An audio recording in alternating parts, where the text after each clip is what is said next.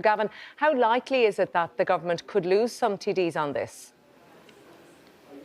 At this point, we don't know for certain, Colette, because we still don't know exactly what it is what the Dáil will be voting on. In fact, Virgin Media News has only been able to confirm inside the last 15 minutes or so that there isn't going to be a bill put forward by Sinn Féin when the Dáil resumes, rather a non-binding motion calling for the extension of the current moratorium on no-fault evictions. The very fact that it's only a motion and not a bill may mean that some of those coalition backbenchers, in particular two members of the Green Party, maybe might find it slightly easier to vote alongside the government and not to break ranks. But we'll have to see exactly what is contained in that motion, and it hasn't yet been published. Here, however, this lunchtime at O'Connell Street, where the Taoiseach was presiding over the opening of a new Garda station, he has acknowledged that it may be very difficult for some coalition TDs going back to their constituencies over the Dáil recess to explain to their voters exactly why the government is doing what it is.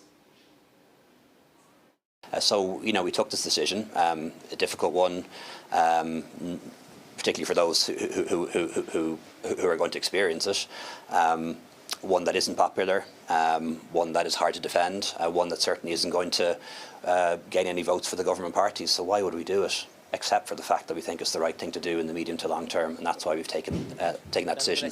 Leo Varadkar is still standing by that decision and says that it won't be peeled back. He is yet again affirming the comments that he made yesterday at the Oireachtas Finance Committee, where he said even if there is in the short term an increase of hundreds or even thousands of people registering as homeless or being accommodated in emergency accommodation, he says even at that point the bill would not be reintroduced, the moratorium would not return, that rather the government would place its attentions to other measures to try and relieve homelessness in the long term. Now, as I said, we still don't know exactly what the Dáil is going to be voting on. We still remains to be seen, therefore, the stance of some of those government backbenchers, in particular the Green Party pair of Nasa Harrigan and Patrick Costello, who have both voiced some concerns around the shortcomings in protections for tenants going hand in hand with the relaxation of this evictions ban from the 1st of April. So it remains to be seen what their stance is. The Taoiseach has, however, played down the prospect of it becoming a minority government. He said that, of course, these two TDs had broken ranks with the coalition before, and even when the government did not command a majority of the votes in the Dáil, there was still no danger of them losing any votes when it came to the crunch. But it still remains to be seen exactly